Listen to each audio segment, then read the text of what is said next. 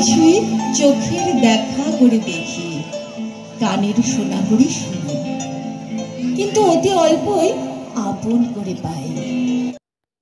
আজ 25শে বৈশাখ, বিশ্বকবি রবীন্দ্রনাথ ঠাকুরের 164তম জন্মদিন। সকাল থেকেই বিভিন্ন জায়গায় পালন করা হচ্ছে তার এই জন্মজয়ন্তী দিবস। তবে উত্তরবঙ্গে এই প্রথম অন্যভাবে রবীন্দ্র জন্মজয়ন্তী পালন হলো মাথাভাঙায়। এদিন মাথাভাঙার নেতাজি সুভাষ ক্রীড়াঙ্গনে সহস্র কণ্ঠে রবীন্দ্রনাথের সঙ্গীতানুষ্ঠানের আয়োজন করা হয়, যেখানে বিশ্বকবি রবীন্দ্রনাথ ঠাকুরকে স্মরণ করে তার 5টি রবীন্দ্রসঙ্গীত সমবেতভাবে পরিবেশন করা হয়। যদিও এই প্রথম মাথাভাঙা শহরে এই উদ্যোগ, তবে কমিটির পক্ষ থেকে দাবি করা হয়েছে মাথাভাঙা নয়, গোটা উত্তরবঙ্গে মাথাভাঙা শহরে প্রথম এই উদ্যোগ নেওয়া হয়েছে তাদের পক্ষ থেকে। শুধু সঙ্গীত শিল্পীরাই নয়, সঙ্গীতপ্রেমী মানুষেরাও এদিন উপস্থিত হন মাথাভাঙা নেতাজি সুভাষ ক্রীড়াঙ্গনে। সহস্র কণ্ঠে রবীন্দ্রনাথ কমিটির পক্ষ থেকে শুভাশিস পাল বলেন, যদিও এই প্রথম মাথাভাঙা শহরে তাদের পক্ষ থেকে এই উদ্যোগ নেওয়া হয়েছে, তবে ব্যাপক সাড়া তারা পেয়েছেন। আগামী দিনেও এরকম পরিকল্পনা তাদের পক্ষ থেকে নেওয়ার পরিকল্পনা রয়েছে এবং আরও বড় আকারে করবেন বলেও তারা জানিয়েছেন।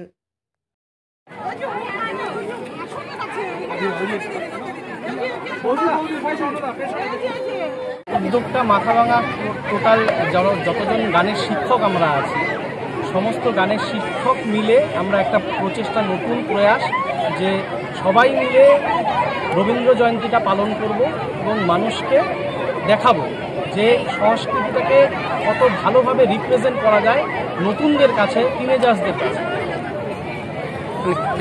কর্মসূচি বলতে আমাদের এই রবীন্দ্র জয়ন্তীর যে প্রোগ্রাম, মানে রবীন্দ্র জয়ন্তীর যে রবীন্দ্রনাথের জন্মদিন, তাকে আমরা উপলক্ষ করে রবীন্দ্রনাথের যে গান, রবীন্দ্রসঙ্গীত, আমরা 5টা রবীন্দ্রসঙ্গীত গাইছি এবং সেটা 1 মাস আগের থেকে আমরা প্র্যাকটিস করেছি। সেই 1 মাস আগের থেকে প্র্যাকটিস করে আজকে আমরা এখানে পরিবেশন করি। এই যে যেদিন আমরা ভাবছিলাম যে একটা প্রোগ্রাম করব, সেদিন একটা আমাদের থিঙ্কিং ছিল যে আমরা যদি বলি যে সবাইকে মিলে একটা গান করব, রবীন্দ্র জয়ন্তীটা পালন করব, সংস্কৃতিটাকে আবার ফিরিয়ে নিয়ে আসবো, যেখানে অনেক ছেলেপেলে ওই সংস্কৃতি থেকে অপসংস্কৃতির দিকে যাচ্ছে, আমাদের মোটো ছিল যে তাদেরকে ফিরিয়ে আনা। তো এই জায়গায় আমরা ডাক তুলেছিলাম যে সহস্র কণ্ঠে মাথাভাঙাতে একটা রবীন্দ্রসঙ্গীত, রবীন্দ্র জয়ন্তীর প্রোগ্রাম করব এবং আমরা সাকসেস। এখানে অজস্র কণ্ঠে আমরা একসাথে সবাই রবীন্দ্রনাথের গান গাইলাম। এখানে এইটা একটা ব্যাপার ছিল, আমরা সবাই সঙ্গীতের সাথে যুক্ত বলা যাবে না, সবাই সঙ্গীত প্রেমী। আজকে আমরা বলেছিলাম, আমাদের ভিতরে ব্যাপার ছিল যে আমরা আজকে রবীন্দ্র যাপন করব। এইটা আমাদের মোটো ছিল যে আমরা একটা নতুন পথের দিশা দেব। এই মাথাভাঙা থেকে উত্তরবঙ্গে আমাদের মনে হয় এই প্রথম উত্তরবঙ্গে এত বড় হিউজ অ্যামাউন্টে এত লোক মিলে একসাথে রবীন্দ্রনাথের গান আমরা গাইলাম। এটা উত্তরবঙ্গে প্রথম, মাথাভাঙাতেই এটা সৃষ্টি হলো। আগামী দিন মাথাভাঙা পথ দেখাবে এভাবে মানুষকে ভালো জায়গাতে ভালো সংস্কৃতিকে উপহার দেওয়া যায়। তাই আর এবছর তো প্রথম, কিরকম সাড়া পেলেন? সারা মারাত্মক। প্রথম দিকে আমরা বোঝাতে একটু অক্ষম ছিলাম, তারপরে আস্তে আস্তে যখন মানুষজন প্রচারের জায়গায় আসলো, যে আমরা যখন প্রচার করতে শুরু করলাম, তারপরে মানুষের যে একটা কি বলবো, এই যে উদ্দীপনা, আমাদের কাছে মেসেজ, হ্যাঁ, লাস্টের দিকে আমরা মানে আরো অনেকে ঢুকতে মানে গান গাইতে চাইছিল, কিন্তু আমরা দিতে পারিনি, কারণ আমাদের এই যে পেছনের জায়গাটা, সেই জায়গাটাতে একটু আসন সংখ্যাও একটা সীমিত, তার উপরে দিলে একটা হ্যাপাজার্ড তৈরি হতে পারে, তার জন্য আমরা দিইনি। তো উদ্দীপনা মারাত্মক ছিল মাথাভাঙা মানুষের। আর আপনারা তো দেখলেন এই মাঠটা অনেকটা বড়, এত লোক মানুষ একসাথে আমরা গাইলাম, এবং উদ্দীপনার কথা আর কি বলবো।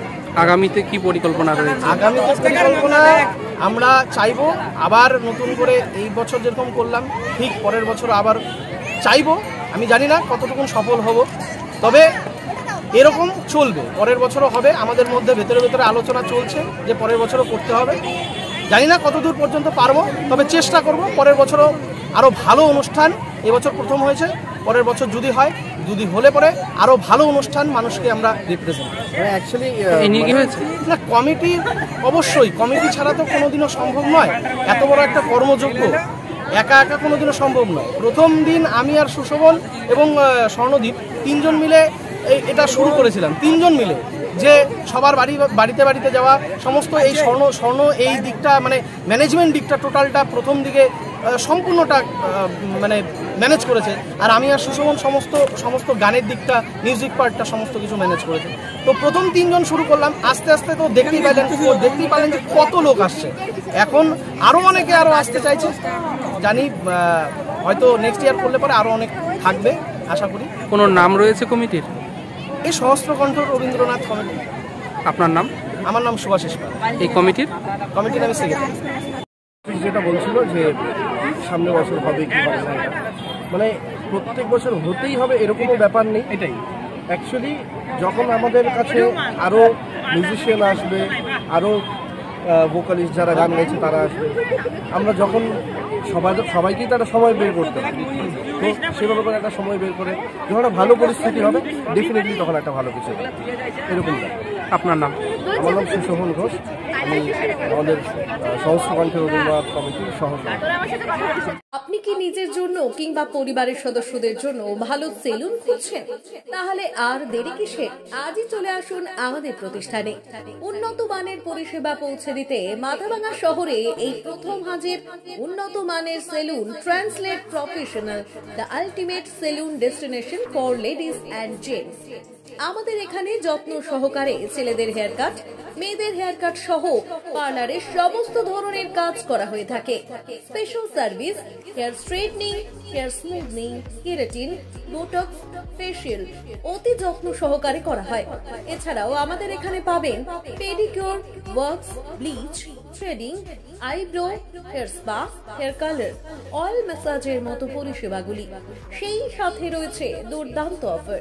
তাই দুর্দান্ত অফারের সুবিধা নিতে আজই চলে আসুন আমাদের প্রতিষ্ঠানে কিংবা যোগাযোগ করুন আমাদের সাথে। আমাদের ঠিকানা মাথাভাঙা থানাপাড়া রোড এবং পচাগড় সুজুকি শোরুমের পাশে। আমাদের মোবাইল নম্বর 9932232777।